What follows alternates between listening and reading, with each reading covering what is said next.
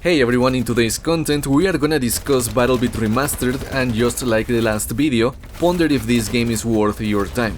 However, at the time of me posting the video, the game's access is down. In order to play the game, you gotta participate in a playtest, at least until the game goes into early access, and right now the closest playtest is on the 8th of April and should last until the 10th. This means that we've got a week before the game can be played again, which I plan to do so. Having said this, the gameplay you're gonna see is from January's playtest. Unfortunately, I couldn't participate on February's playtest due to some time constraints, but as far as I am aware, the game didn't change much, besides some balance changes and the implementation of their anti-cheat. So with all of that out of the way, what is this game about and why am I talking about it? Because I can already tell that at least one of you out there is looking at it and thinking, are you really playing a game that looks like this on 2022? And the simple answer is yes. Yes I am, because this game is an absolute blast to play.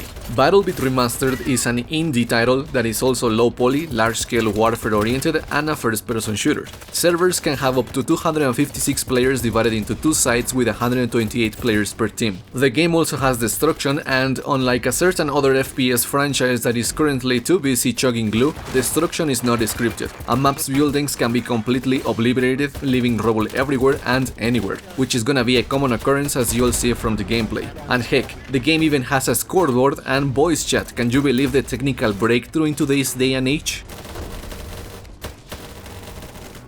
Oh, thanks. Oh shit, no! Thanks, King. I got something just for him.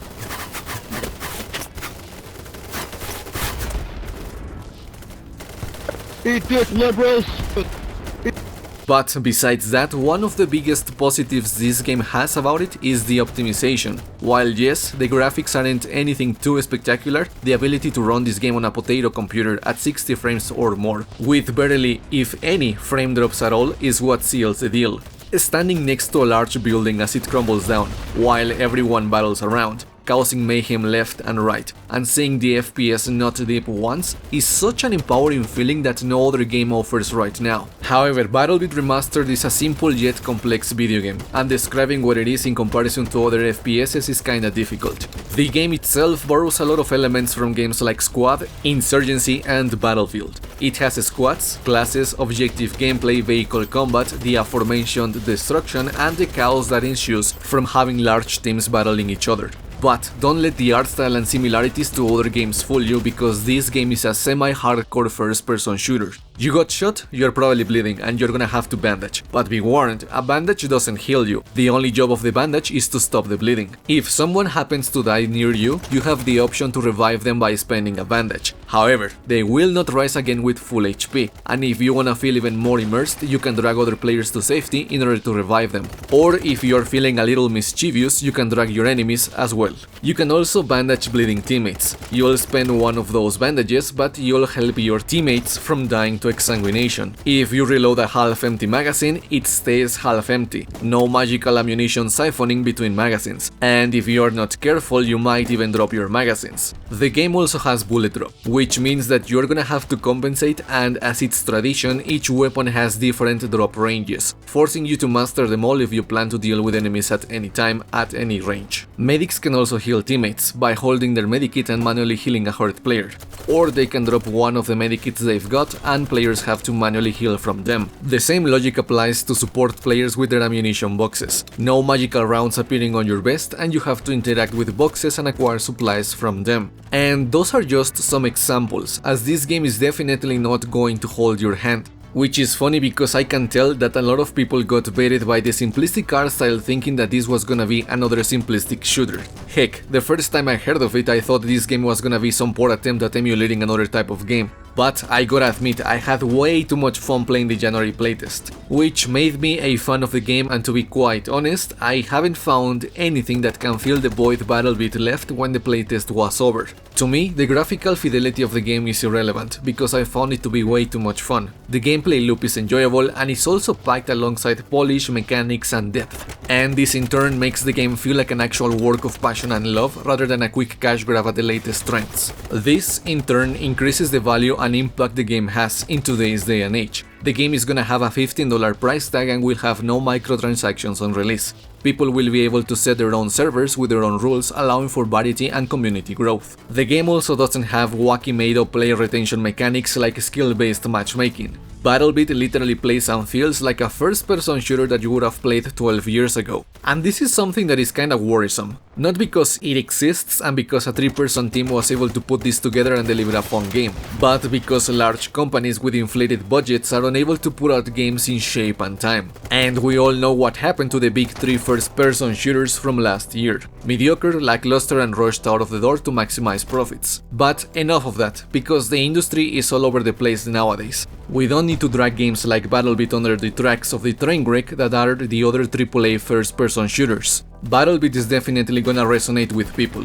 It has that chaotic nature that comes from allowing large amounts of people on a sandbox that is limited by their creativity, and you can expect a variety of unique situations that no other game can offer. A lot of unscripted action happens in every corner on every map. This is gonna allow for improvised tactics on the go, which can result in absolute hilarity at times. Personally, I am a big fan of using C4 on every class, so I personally really like doing it as a medic. You can then proceed to flank the enemy team, run up a building, blow up a couple of walls and catch them by surprise. If you got hit on the way or during your shootout, you pull out the medikit, you then take a CP and go back to being a thorn on the side of the enemy team. Granted, C4 on its own is already good enough to warrant some laughs. On the other hand, the 256 player count is both a blessing and a curse, because servers are gonna feel alive the entire time and you won't have to run for long before you come across some action. However, 256 players do lead to unhinged, unscripted, chaotic gameplay. Chaotic gameplay can be fun, but when all matches you play quickly devolve into chaos, you might get tired. And even more so when the chaos is gonna come from stalemates. There is this map that is called Novak, that is a city with an underground and a ton of buildings. If my memory serves me right, I never played a full match in there where the entire map wasn't rubble. So you have everyone looking for the lamest nook and cranny to pick off unsuspecting players.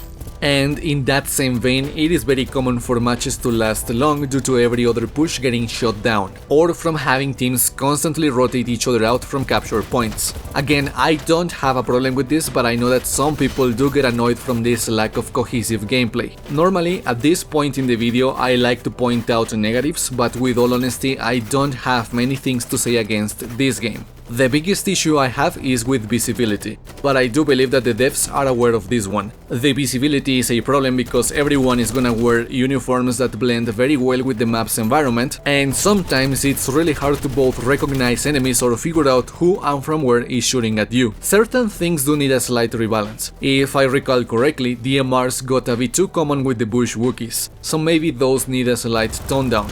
Besides that, the connection quality did feel bad at times, but I'm guessing this is mostly due to people not being able to host their own servers yet. I feel like this is gonna get fixed, quote-unquote, automatically by the time early access gets released. And they also need a strong anti-cheat. Cheaters are an unfortunate occurrence that are definitely gonna happen in this game, which unfortunately is, quote-unquote, tradition with these large team warfare type of games. The best way to combat them is gonna be through active server admins that can identify and nuke these people before they ruin a match, but a strong anti-cheat can help with that as well. But overall, I don't really have many negatives to point out. I genuinely think that this game is not only worth your time, but also worth the $15 price tag. I really hope that this game gains traction, as it's a really good alternative to other first-person shooters on the market. Having said this, the next playtest is coming soon, and I will more than likely do another video on the game once that drops. I actually find myself missing the gameplay a lot, so I really cannot wait to get back into it. But with all of that said, that's gonna be it for me today. If you got to this point, don't forget to subscribe. Thank you all so much for watching. Take care, have a nice day, and until next time, peace out.